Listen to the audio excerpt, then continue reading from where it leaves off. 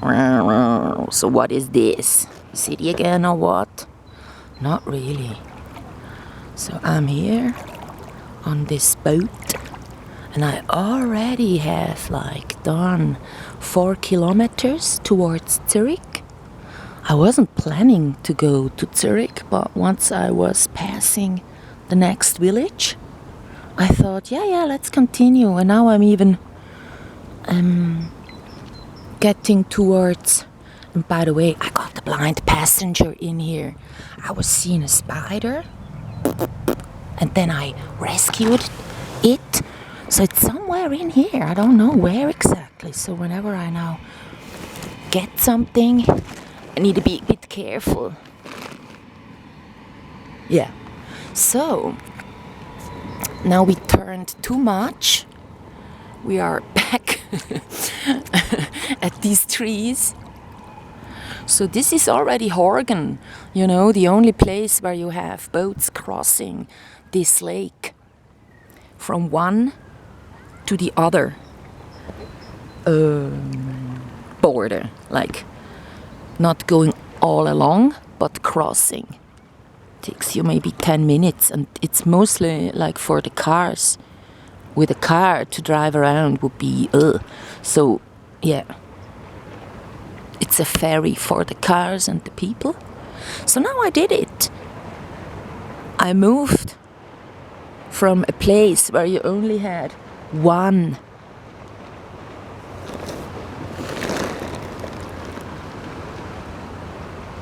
river, and then this Oberbleggy lake. You know, I had to walk like 2 hours to get there, and swimming was like, you know, it was so high up and so cold all the time. Even the river is too cold. No one goes into that river. They use it for electricity a lot. So I'm talking Glarus, Switzerland, Linthal. If you want to Google Linthal.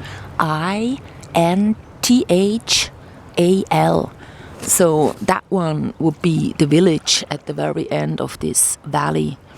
Yeah, so there is a alpine lake I've been talking about. It's called Oberbleggy, the most beautiful alpine lake in Switzerland. This is. And then people don't go there. They don't really want people there. There isn't really a possibility to go there by gondola, and then you have to still climb 300 meters height difference, and then you're not allowed to sleep there, and then there is a camera, so if you stay there you gotta be careful, like day by day it gets more complicated. So I visited someone and I told him, come with me here to this lake, you know, all the freedom we want, we can go. Well, I didn't tell him, but then he said, I don't like Lake Zurich. You know, he is from Glarus. I visited him a few days ago. And then he told me that story about Oberbleggy. He said, the drain of this lake is underneath. It's not somewhere on the side. So people got sucked into that lake. And these are just horror stories, as we say in Switzerland. You know, these are just fantasy somethings about this lake. It's not true. So he, being from that valley, from Glarus, of course, heard these stories, and now he's afraid to go there. So what I'm gonna do is I'm gonna show you these very funny trees once again. So and now I'm gonna go to this direction. This is Zurich.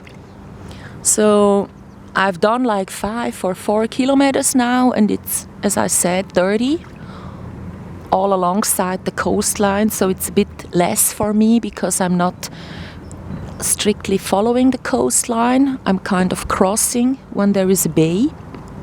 But otherwise, I'm planning to get there by like 6 o'clock at least. I'm gonna go visit somebody and I'm gonna ask him, like, for, you know, sorting out the the difficulties that we had yesterday, because I was in Zurich yesterday. So when I told somebody, yes, I did this 40 kilometers the day before to Glarus, he went like, 40? And I went like, not answering, because it was actually 44. I don't really care by bike. It's easy to do 40 kilometers, not sleep really, and then do another 40 kilometers. That's why when I was starting today, when I wasn't planning to go to Zurich, but when I had like the first village, I knew it's 4 kilometers. Oh, easy, I can go to Zurich. And by the way, I like to be on the go. I'm not really this sort of, I stay somewhere and I kind of don't do anything and I kind of don't use my muscles. It gets boring. Right now I was kind of tired, so that's why I started filming. But maybe I'm gonna do another 5 kilometers and then I'm gonna have a swim, like this. So the day, now it's maybe 2 or 3 o'clock, is gonna pass like this, and then I'm gonna drive back by train. Maybe I'm gonna stay there if I meet somebody inviting me. I'm gonna stay, and I wanna have my boat gang in this country.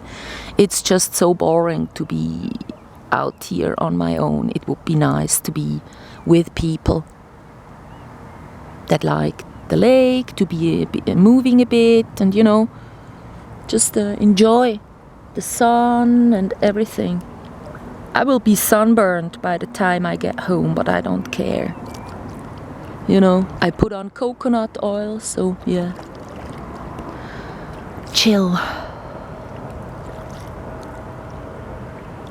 Yeah. And this view is just unseen.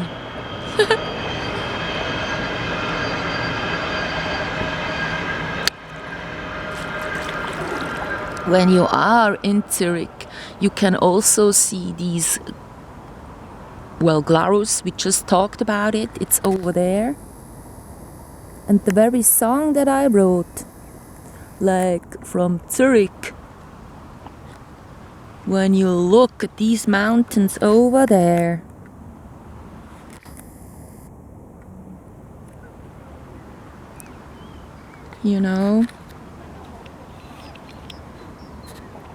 So now, it's very difficult. You got a big one right there in the middle right now. And there is a little white one on the left side. And that one I made a song, because from Zurich, that one is always covered with snow, and it's called Vreni's Gärtli. It's a female, a name for a female, Vreni, and Gärtli means small garden. So there now you got it in the middle, that snowy thing there, the hop in the middle, the very small one beside the big one. The big one is on the right, and the small one you got right. Now it's moving too much. So from Zurich they see the Glarus, as they say in Glarus. They don't say the U, they say E there. You see those Alps. And as well this little mountain top with the snow. Yeah. That's why I made the song, because when I was living there, I went like, now you got the big one right there in the middle. And the one with the snow is just the small beside it. It's about half as big. See?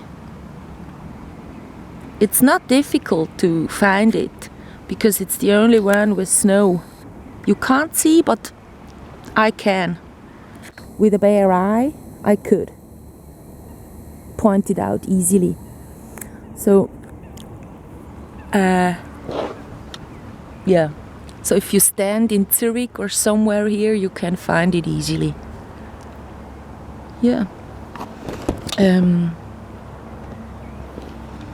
Yeah, I was living there and I had like, all these big boulders, and then there were like trees growing around those boulders. So you knew the tree was cutting off that boulder somehow, right? Otherwise it won't work. To have a tree, to have the roots around that boulder. But I was kind of stupid. I thought, these all came falling, so I made a song about it. And now I'm responsible for a children's song about those mountains and those big trunks falling. But then, on the other hand, there were last summer boulders coming, and the street was, there was a alpine passway between two mountains, and on the other side there was a road damaged by those boulders. So the people were talking to me when I was hitchhiking and telling me, it has happened before. So I went like, I was kind of right then about boulders coming, rock falling. Yeah. And it's a very slow, sombre children's song too. I made a funny one, which is like in the pace of walking, about the river Limmat, for children as well. But the children songs usually are all of them, silly or nice, but not sombre. But children too, they want to scream. I have a part in my funny children's song about the Lake Limmat where they can scream. They scream, I hear the barrier lake sounds, because that one sounds really loud. The end of the lake down there is ending in a electricity power plant, so that one sounds so loud. Yeah. So yeah, the children can scream in that funny song. And in that one about the boulders, they can be a bit dark, explore these feelings, to sing very slow, deep-voiced kind of. Yeah, that's just my observation, that the children's songs kind of tend to be a bit silly and not really witty from the text, the lyrics, seen from that side, and also, the melody. It's not really... Children have emotions like we do, so let's give them the chance to explore them in a song as we would. So, yeah, bye for now. I'm hot and I need to continue maybe. Oops. Yeah. This is the train, in case you wondered what it is, being so loud. So yeah, I'm gonna upload this one tonight, and I'm gonna, make another video telling you whether I made it 30 kilometers down there. Bye bye.